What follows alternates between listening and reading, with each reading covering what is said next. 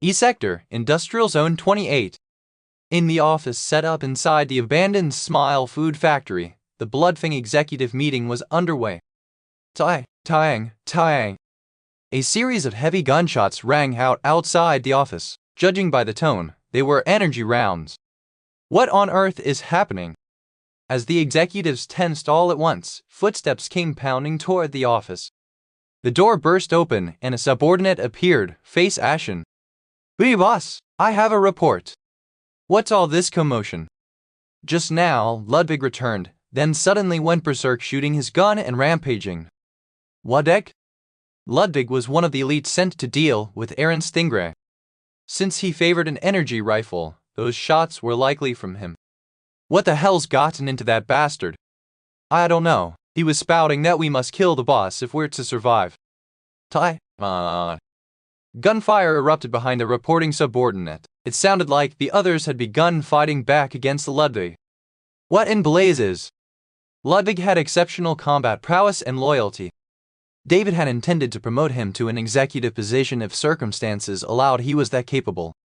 Yet now Ludwig had returned to the hideout only to engage in a firefight with his own gang members. Frankly, it was hard to believe. An executive ventured, Aaron Stingray. Perhaps the bastard tricked Ludwig somehow. So the operations failed? Pathetic. Those so-called elites playing right into that bourgeois brat's hands. "What shall we do, boss? Shall I go and sort things out?" David stroked his chin. It seemed the kidnapping operation against Aaron Stingray had indeed failed. He needed a clearer picture of the situation. He asked, "Current status?" "According to the latest, 2 of the junior guards are dead, 5 were hit, but they just won't go down," the subordinate stammered. Ludwig was a formidable adaptant. No matter how many tried, ordinary grunts stood little chance against him. David's brow furrowed. Seeing that expression, the subordinate hurried to add, "Anyway, you needn't worry about Ludwig. We'll handle it." "No?" David rose from his chair, his massive frame twice as imposing as anyone else's. "I'll handle it personally." "Boss, you really don't have to." An executive feigned protest but didn't press it. They all knew David never went back on his word. Without a word, David strode out. The executives fell in behind him. They wound through the convoluted corridors and reached the hideout entrance, greeted by a scene like a battlefield. Ludwig and lower rankers firing at each other from cover. Bodies lay bleeding on the ground. At David's arrival, every weapon ceased. All eyes snapped to him, hope and fear mingling in the air. "Boss? You come, executives." One executive barked at the foot soldiers, "You useless bastards. Must your boss come all the way out here because of you?" Sorry." "Quiet." David's single command sealed every mouth. He turned his gaze toward Ludwig's hiding spot. Although concealed flawlessly, David's eyes picked him out easily. Thanks to the LV.2 wall-piercing visualization module Ludwig wore. Behind his cover, Ludwig breathed raggedly. Adaptant-grade rounds had pierced him through and through. Where his flesh was stripped away, metal bones glinted. In short, he was near death. "Ludwig?" David spoke, stepping slowly toward him. "What's all this uproar? Why betray us? You are not that kind of man." Shut up and just die." Ludwig leapt from cover, unloading his energy rifle at David, yet none of the rounds penetrated even a millimeter of David's skin. The energy projectiles fizzled out harmlessly in midair. You met Aaron Stingray, didn't you? What did that brat say to you?" In panic, Ludwig rattled off another volley. Again, David remained unscathed. Click. His energy rifle went empty. Ludwig drew a backup pistol, aiming at David's forehead. "Die?" I said die. Yet the result was the same. Lead rounds were just as ineffective. David let the bullets tickle him like falling rain and advanced until he stood before Ludwig. With a swift motion, his mighty hand seized Ludwig by the hair. He lifted him into the air. Ludwig thrashed, desperate to break free, but it was futile. "Answer me. What did Aaron Stingray tell you? Where is that bastard now?" Ludwig laughed like a madman, tears streaming down his cheeks. Eyes filled with terror. Then he spoke. "We're all screwed because of you." Your stupid orders have us dying by that brat's hands. Before he could finish, David felt the weight in his right hand suddenly lighten. Thud. Ludwig's body fell. More precisely, his head and torso separated. At the same moment, a voice rang out. So, you've finally shown yourself, Big David. I knew you'd jump into such chaos personally. A melodious voice from an unfamiliar man. From a short distance, a dark figure glided forward. He stopped just short of the pool of blood where Ludwig's body lay. His jet-black hair was slicked back. Golden eyes surveyed David from head to toe. He gave a mocking chuckle. Oh, even larger than I imagined. The real thing always impresses. You're Aaron Stingray. As David frowned, about to name the man, an earth-shattering boom erupted behind him, accompanied by scorching heat. Turning around, he saw a massive blaze flickering there. A mysterious fire had begun to engulf the hideout hole. The Bloodfang gang members, facing the sudden loss of their stronghold, began to panic. Have fire? Why is there fire all of a sudden? Put out the fire at once. He shouted to them. Everyone, stop, if you want to live. Aaron's voice carried a chilling frost. Though soft, it rang clearly in every ear.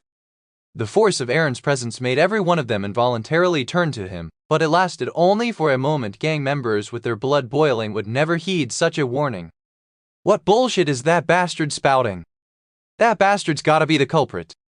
The gang members immediately seized their weapons. However, is that so? You do not wish to live? A single phrase that made the air feel as if frozen. In that instant, the heads of the five who had first gripped their weapons dropped with a thud to the floor. It was exactly the same way Ludwig had died. Aaron clenched and unclenched my gloved hand, then shrugged his shoulders. Regulation is difficult, as I thought. At this condition, is this my limit? What on earth is this? An unfathomable phenomenon, yet there was no doubt who had caused the massacre. At that, one of Bloodfang's lieutenants, unable to contain his anger, reacted. Why, you mad bastard! But it was a futile struggle. That lieutenant, like the previous five, also had his head severed in an instant. His body collapsed to the floor, forming a pool of blood. Only then did the gang members, beginning to grasp the situation, freeze completely. Only David, unafraid of death, attempted to fight back. HND! Seizing the moment Aaron's gaze flicked away, David swung a fist. Whoosh! His arm, like a massive pillar, hurtled at Aaron like a cannonball. His strength, enhanced by various physical augmentation modules, possessed the power to shatter any ordinary adaptant with a single blow.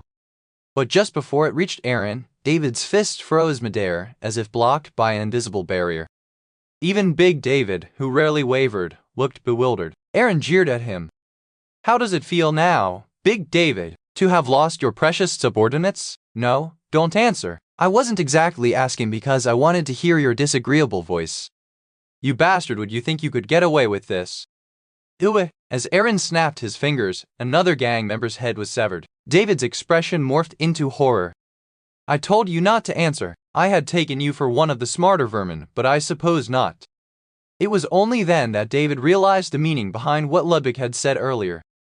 We're all screwed because of you. It was exactly so. He seemed to have picked the wrong target to mess with. They'd been fooled by the rumor that Aaron Stingray suffered from a terminal illness, and by the delusion that, with the modules they'd acquired from Shade Wells, they'd become much stronger. The Aaron standing before them was a foe they could never defeat, at least not in a fair fight. David had to decide immediately. I surrender. He shouted. At this rate, they would be annihilated. It was gut-wrenching to utter those words to a damned corporate bourgeois, but there was no choice. I cannot say what wrong we have done to you, but please forgive us. We unconditionally surrender. You can't even say what you've done wrong.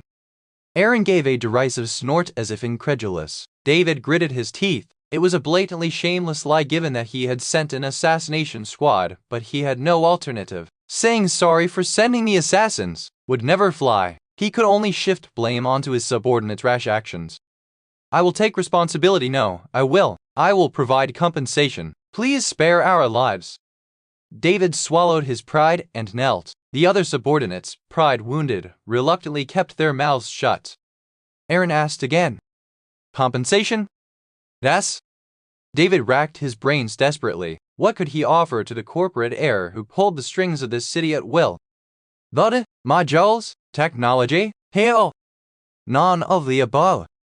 The only card he had up his sleeve was, "We will give you the intelligence we possess, information an ordinary corporate intel division could not obtain." Ludfeng's ultimate goal was overthrowing corporations. In anticipation of a time yet to come, they had gathered information that various corporations would never want exposed, in other words, their weaknesses. If it concerned the weaknesses of competing or partner firms of the Stingray Group, Miltech, Roman Corporation, Purity Services, Aaron would surely take an interest. Of course, it was possible the Stingrays already had this information, but with nothing to lose, he threw it out there. Fortunately, Aaron's expression brightened slightly. "Indeed, information of that sort, you say?" For now, they lived. It felt like they'd cleared one crisis. They had saved their lives at the cost of their pride. But perhaps because his guard was down, David felt himself involuntarily leaning and then falling downwards. Thud! His head struck something. His gaze drifted to a place it should never have. He saw his headless body. What is happening? Before he could comprehend the sight, his vision was engulfed by darkness, and in his fading consciousness, "That back alley intel you had." He heard Aaron's voice. "As if I wouldn't know." The moment David died, the situation was swiftly resolved. Some fled in terror when their leader fell defenseless, while others, unable to contain their rage, lunged back. Naturally, those in the latter group were killed without exception. Is this finally over? As soon as I deemed the cleanup complete, I quickly deactivated the Cloud Spider module. At the same moment, the leather glove on my hand vanished. I did it, and as expected, it's ridiculous. The Mystic Module Cloud Spider. A Mystic Module is a special module forged from the essence extracted from the creatures that dominate beyond the city, known as Mystics. In essence, they are unique equipment. And among them, the Cloud Spider I just used is a module that defines Aaron Stingray's identity. It allows the user to manipulate threads so thin it is invisible, using it like a blade at times, or like a rope at others. In the original story, the protagonist got one-sidedly shredded by this too. Even with output lowered to prevent my condition from worsening, it was still this powerful. Aside from the time limit drawback, there is no more overpowered character than Aaron. Let's put admiration aside for now. Whether from recoil of using the Cloud Spire or not, I felt my condition rapidly deteriorating. I wouldn't last much longer. I emptied the remaining painkillers into my mouth, then ordered the one hiding at a distance. "Search them." "Why, yes?" "Don't make me say it twice." "Ah, understood." One unnamed Bloodfang gang member scrambled to search David's body and those of the lieutenants. A moment earlier, I had spared the one who looked most expendable for just this purpose. I didn't want to soil my own hands by touching the filthy corpse.